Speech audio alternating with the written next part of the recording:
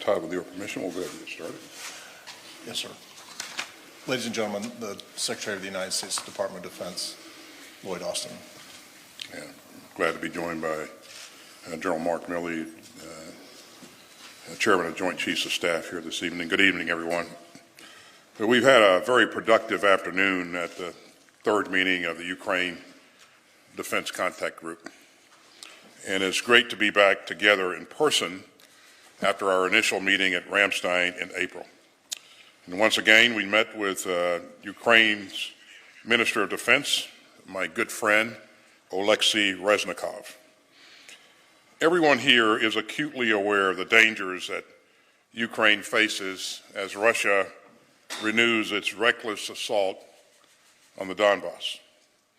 And Minister Reznikov and his team gave us important insights into the changing battle space and a clearer understanding of Ukraine's priority requirements as the war shifts. We also had some important discussions about how to fortify our midterm and long-term support for Ukraine through training and sustainment. I'm especially pleased that defense leaders from some 50 countries came together here today. It's a testament to the underground impact of this contact group that it continues to grow. And I'm glad that we were joined today at today's meeting by several new countries, including Ecuador and Georgia and Moldova. And that's a reminder of how Russia's unprovoked and indefensible invasion of Ukraine has horrified and galvanized the world. But it's also a sign of the global admiration for the heroism and resilience of the Ukrainian people. You can see that in the progress that we've made since this contact group's previous virtual meeting a few weeks ago. In May, the U.S. Congress approved $40 billion to provide additional security assistance, economic and humanitarian support for Ukraine. And on June 1st, President Biden authorized an additional $700 million to meet Ukraine's critical needs for today's fight. And that included HIMARS rocket systems with guided MLRS munitions. This package also included javelins, helicopters, counter-battery radars, and ammunition. And I'm especially pleased to be able to announce today that the United States will provide an additional $1 billion security assistance package for Ukraine. And that includes our 12th drawdown from DoD inventory since August of 2021. And it includes guided MLRS munitions, 18 more M777 howitzers, and the tactical vehicles to tow them, and 36,000 rounds of 155 millimeter ammunition. This package also includes $650 million in Ukraine Security Assistance Initiative funds, and that will help Ukraine defend itself with 2 additional Harpoon coastal defense systems and thousands of secure radios, and night vision devices, and thermal sights, and other optics. Now, our allies and partners have also risen to the moment. We heard some significant announcements this afternoon about new security assistance packages for Ukraine. And many countries are providing Ukraine with urgently needed systems and ammunition. Other friends have made new commitments to train Ukraine's forces and sustain its military systems. But there are too many countries to properly thank here. I'll just take a moment to highlight a few. I want to thank Germany, which announced today it will provide 3 multiple launch rocket systems and guided MLRS munitions to Ukraine. We're working shoulder to shoulder with both the UK and now Germany as we develop Ukraine's long-range fires capabilities. This effort also builds upon our transfer of HIMARS. Let me also thank Slovakia, which announced a significant donation of MI series helicopters and of urgently needed rocket ammunition. And we also discussed important new artillery donations from many countries, including Canada and Poland and the Netherlands.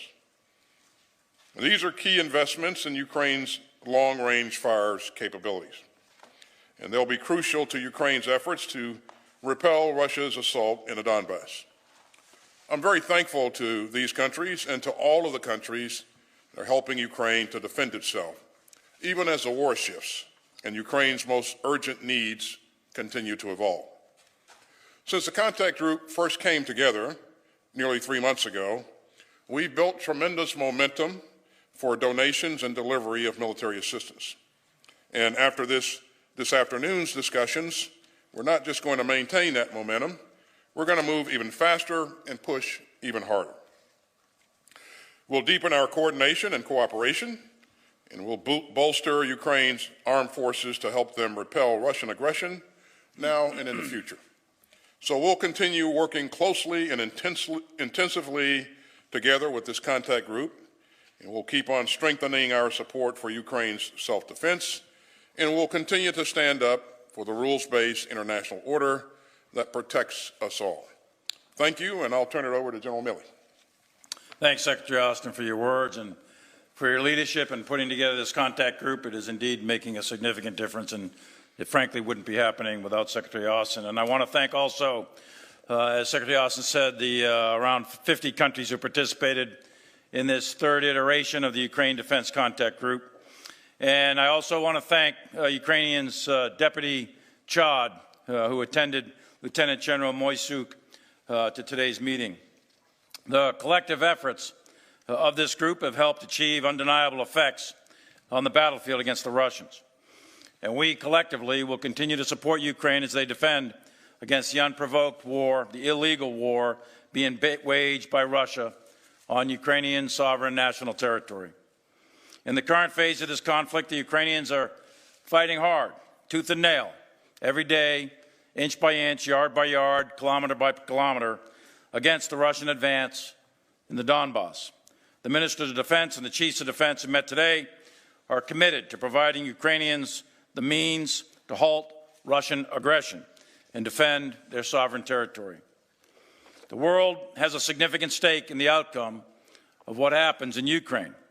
The so-called rules-based international order is at stake that has been in place since the end of World War II to prevent great power war and to prevent large powers from conquering smaller countries with military force. Ukraine is under threat. They are at war, and we will continue to support them. But the rules-based international order is also under threat due to the actions of Russia in the Ukraine. The international community is not allowing this unambiguous act of aggression by Russia to go unanswered. To do so, the risks to the world returning to an era when large, powerful countries can invade smaller countries at will. That is what the international community is up against. Since the initiation of hostilities in late February, the global community has responded in an unprecedented manner. The Ukrainian Security Assistance Program has been calculated, responsive, and relevant to Ukrainian defense requirements. Our close and ongoing relationship with Ukraine's military leaders has informed our process to provide a tailored, timely assistance based on Ukrainian needs. Leaders at multiple levels, including the U.S. European Command, led by General Walters, have maintained consistent contact with Ukrainian counterparts. Additionally, I have remained in active communication with the Ukrainian Chief of Staff, General Zaluzny, each week, several times a week, sometimes several times a day. At the onset of the Russian invasion, the global community took action in the form of security assistance to help Ukraine defend itself. This immediate assistance had exceptional impact on the battlefield. Russia halted and turned back their initial advances in the face of fierce Ukrainian resistance. As Russia now invades the Donbass region, which began this offensive on 16 April, some 60 days ago, we, along with our allies and partners, have provided dozens of 155mm howitzers and almost 500,000 rounds. By the end of this month, we will transfer HIMARS systems, ammunition, trained crews for operational use in the defense of Ukraine. We and other countries are building a platoon at a time in order to certify the Ukrainians to make sure that they can properly employ and maintain the system. And in a few weeks, the Ukrainians will have trained long-range rocket artillery in the fight. To date, we have trained 420 Ukrainians on the M777 howitzer, 300 Ukrainians on the self-propelled M109, 129 on the 113 armored personnel carrier, 100 on unmanned aerial systems, and 60, most recently graduating today, on the HIMARS. Additionally, we have provided, the United States has provided, over 6,500 javelins and 20,000 other anti-armor systems. Collectively, the international community has provided almost 97,000 anti-tank systems, more anti-tank systems than there are tanks in the world. We have also provided over 1,500 Stingers, more than 700 Switchblade tactical unmanned aerial systems, 20 Mi-17s, and thousands of small arms, and thousands, hundreds of thousands of small arms ammunition. The speed that we have delivered security assistance is without comparison. From the time the requests are validated and authorized, it is only a matter of days until the requirement is sourced, shipped, and in the hands of Ukrainians. In some cases, it may take a week, but most of the time, it's measured in days. While more work is required, we could not have achieved this progress without the active assistance from the countries who are present today. We gathered today both in the defense of Ukraine and really in the defense of the world.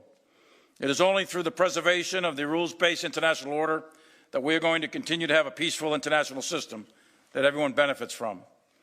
As we move together, we will continue to coordinate with our allies and partners around the globe to help support the Ukrainians with the training and the tools they need to fight and maintain their country's defense. I look forward to your questions. Peter Martin, Bloomberg. Yeah, thank you very much. Secretary Austin, Ukraine has publicly asked for a long list of weapons, including 1,000 howitzers, 500 tanks, and 300 multiple launch rocket systems. You've repeatedly stressed that U.S. assistance needs to be driven by Ukraine's needs. And with that in mind, do you think that this latest package risks providing Ukraine with too little too late? And then for Chairman Milley, at this point, do you see the consolidation of Russian control in eastern Ukraine as inevitable?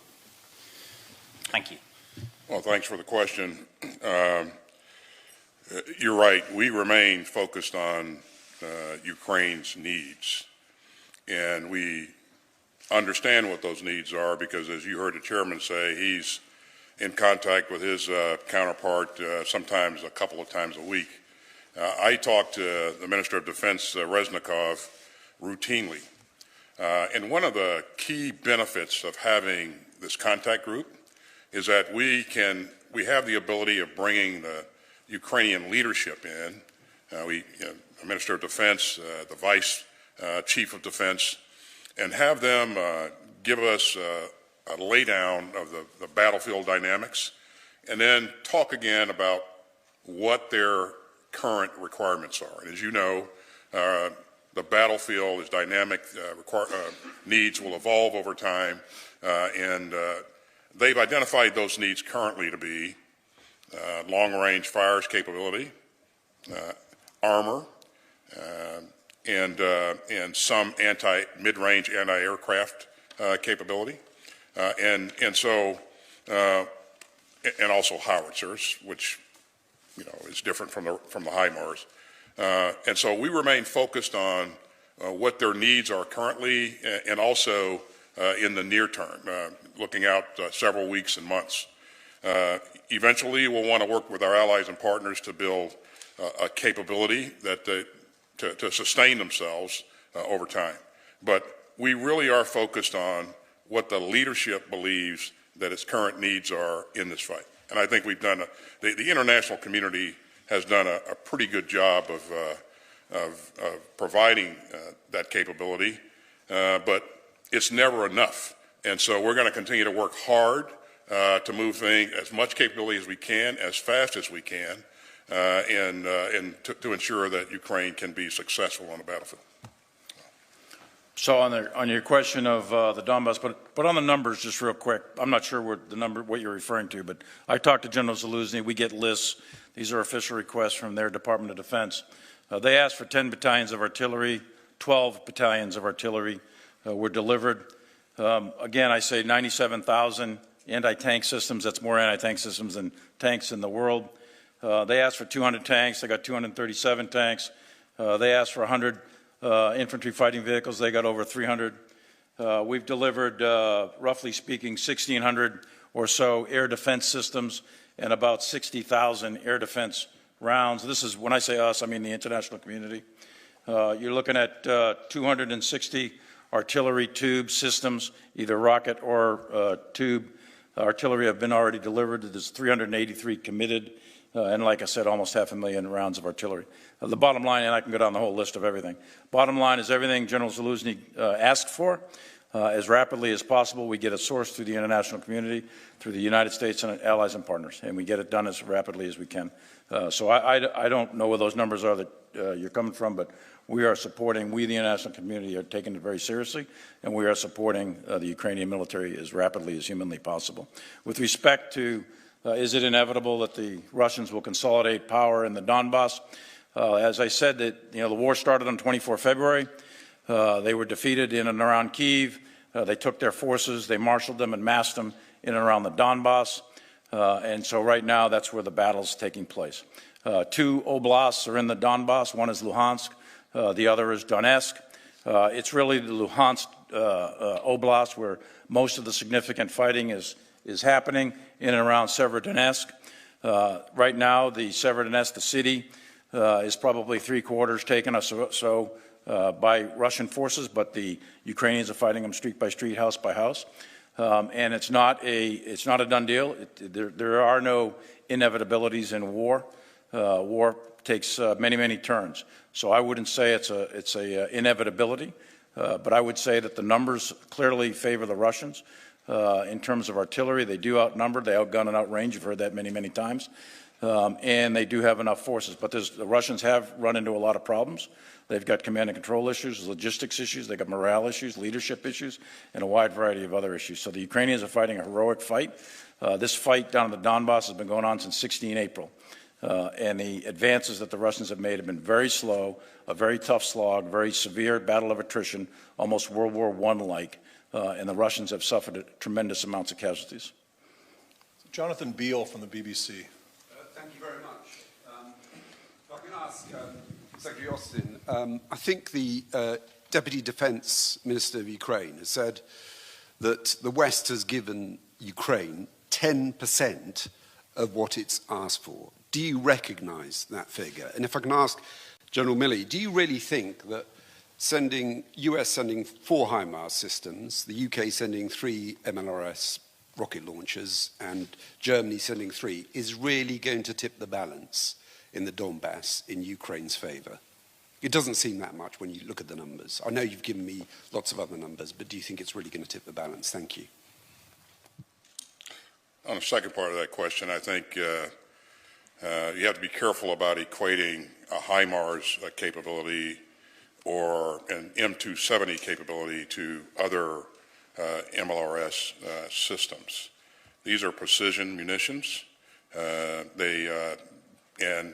with a properly trained crew, they will hit what they're aiming at, and it provides some pretty good capability in terms of distance. But a capability is a weapon, a trained crew, and munitions. And so as we train those crews up, we're able to provide them with systems and munitions, and then you have an initial capability, and then you build on it. So over time, yeah, we think the combination of what the allies and partners can bring to the table, it will make a difference. But again, this is a different kind of capability than what you've seen from other multiple launch rocket systems.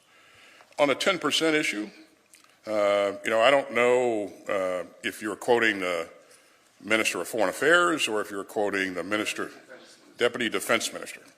Well, we just spent time with his boss in the room next door. And as we have on a number of occasions and gone down line by line of what they need and is relevant in this fight.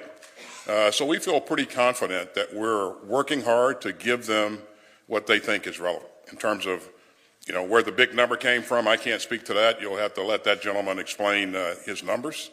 But I would only say this. General Milley and I have been in a number of fights. And when you're in a fight, you can never get enough. You always want more. You always believe that you need more. And I have been there. And so I, certainly understand where the Ukrainians are coming from, and we're going to fight hard to get them everything they need. But again, we want to make sure that we're focused on what they think they need for this current fight and beyond. And I think this contact group brings together the right elements to be able to sort through that. And again, this is a constant effort. We don't believe that we're going to meet every need by tomorrow. And in 2 weeks from now, requirements will probably have evolved a bit. So I think we have to put things in perspective. You can never, when you're in the fight, you can never get enough, and you can never get it quick enough. So, but having said all that, we're going to work hard to make sure we're doing everything humanly possible. We're going to continue to move heaven and earth to get them the capability that they need. So let me, first of all, in warfare, no weapon system is a silver bullet ever. So no weapon system, singular weapon system ever, quote unquote, turns the balance. It's the combination it's a combined arms fight. It's a combination of ground maneuver with air and artillery and so on and so forth. And that's where the HIMARS comes in. In this case, in terms of fires, this is a battle of fires. So the Ukrainians have mortars. They're going to go out to 5, 7, 8 kilometers. Then they've got the tube artillery.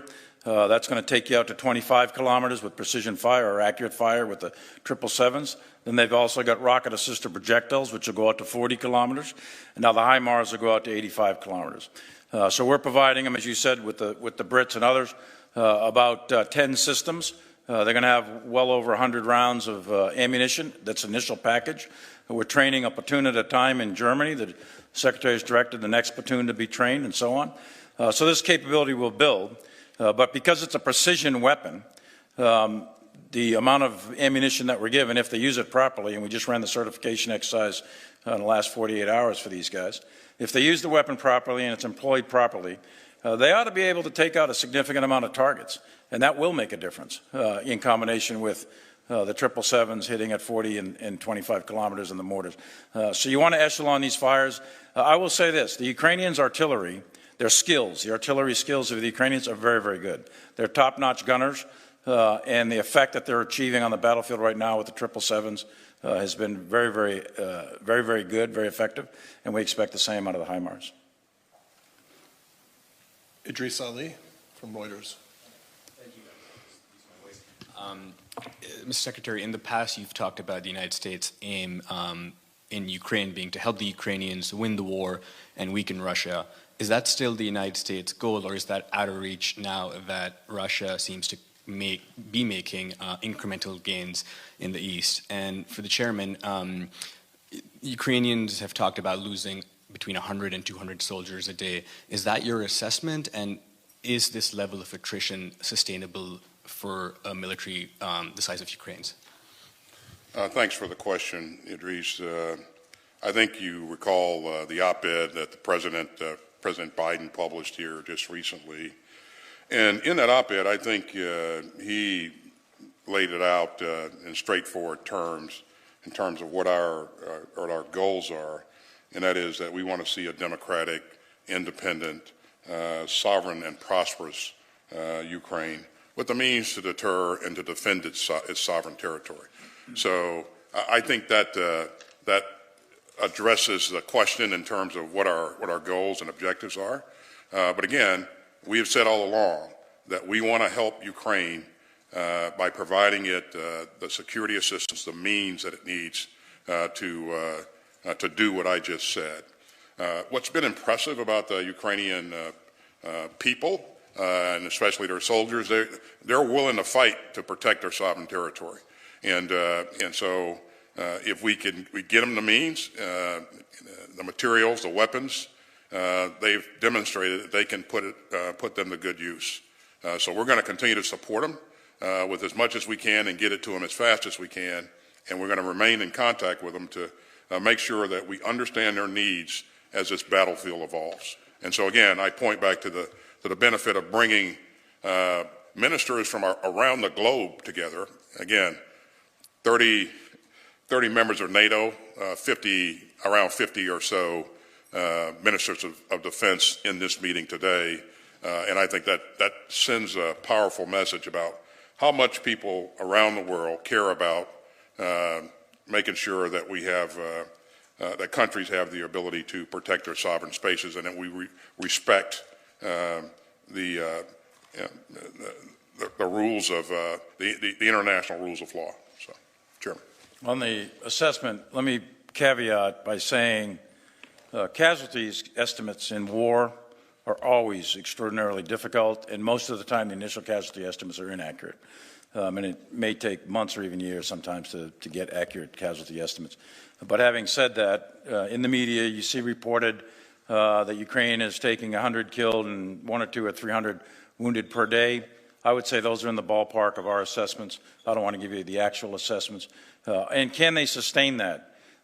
For Ukraine, this is an existential threat. They're fighting for the very life of their country. So your ability to endure suffering, your ability to endure casualties is directly proportional to the object to be attained. And if the object to be attained is survival of your country, then you're going to sustain it. And as long as they have leadership and they have the means by which to fight, ammunition, artillery tubes, etc., then I think Ukraine will continue to fight. All right, one last question will be from U.S.A from Deutsche Welle. Thank you very much. I have two questions also about numbers and artillery. So, Secretary, you said that there were some other countries that also announced some additional artillery. Can you say us a little bit more what you can, of course? And another question, you said a lot about the advantages of HIMARS and also of advantages of 37s. Of course, they are very precise, it's clear, but if we look really at the numbers of what Ukrainians got, and we compare it with many, many hundreds of artillery systems that Russians had, and also hundreds of MLRS systems that Russians have. And even if we look at what Ukraine had, it had also many hundreds of artillery pieces and also a lot of MLRS, but Ukraine is running out of ammunition for these older systems. And if we look at this gap that Ukraine has now, as it's running out of ammunition, what Ukraine received from the West is not really close to close this gap. So why now we hear only about like 18 additional howitzers, which is not really that much to close that huge gap? Thank you very much.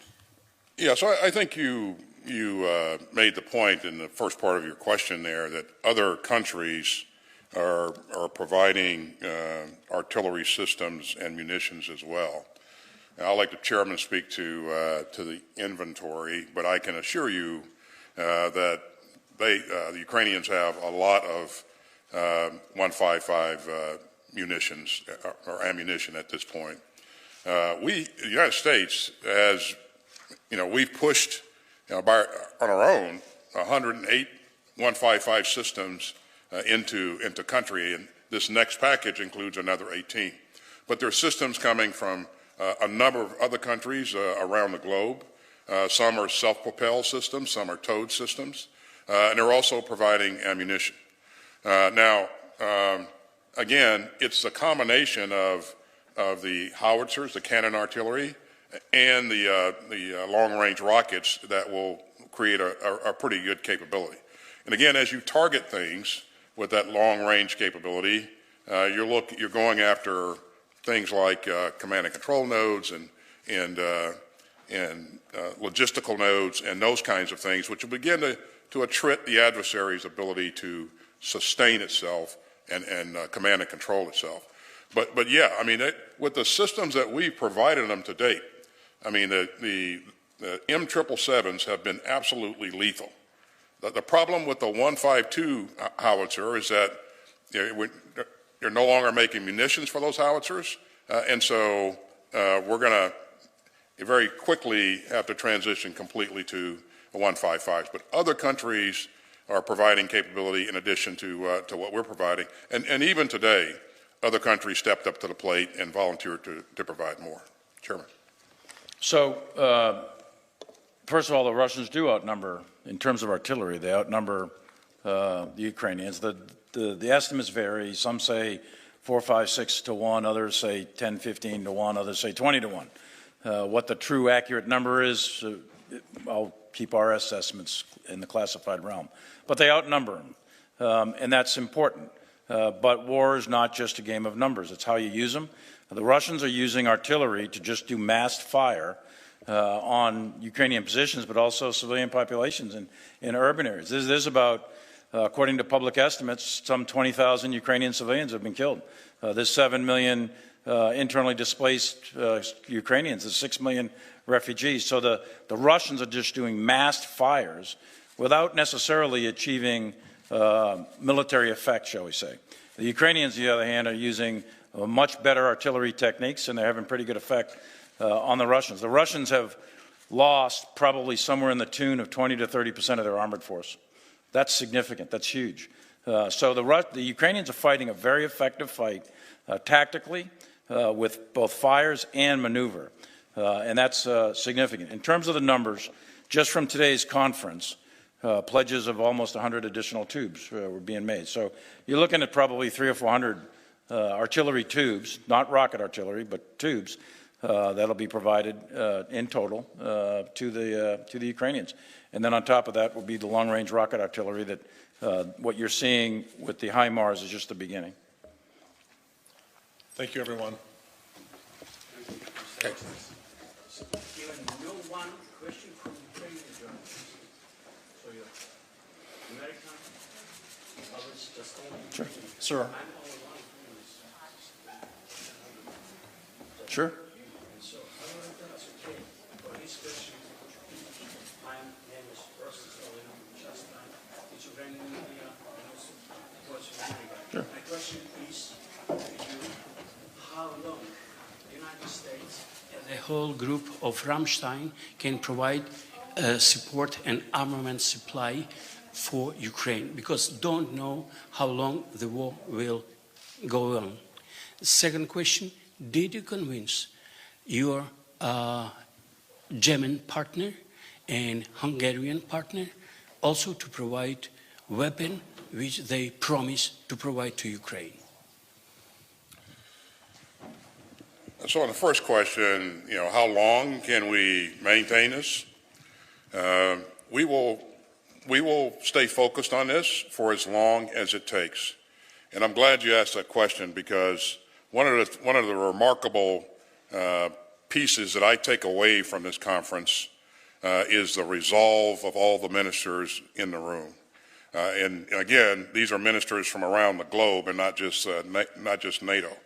And it's strong resolve to remain focused, to remain together, and to find ways to create additional capability. That may be partnering with another country to create some capability, or working to expand capability in a defense industrial basis. So my answer to you is we'll stay focused on it for as long as it takes. And again, the commitment that I heard today was very, very encouraging. And your second question? Germany and Hungary, which did promise but didn't supply. Yeah, so Germany today, again, I think you may have heard me say earlier in my remarks that they committed to providing a couple of MLRS systems. And in the past, they've committed to providing other things, and they're still working to make sure we get those systems into theater. We track every one of those. And so, part of the benefit of coming together every month is to make sure that, we can see where we are, we remind countries of, what the challenges are, and, we can work with them to ensure that capability gets there. So.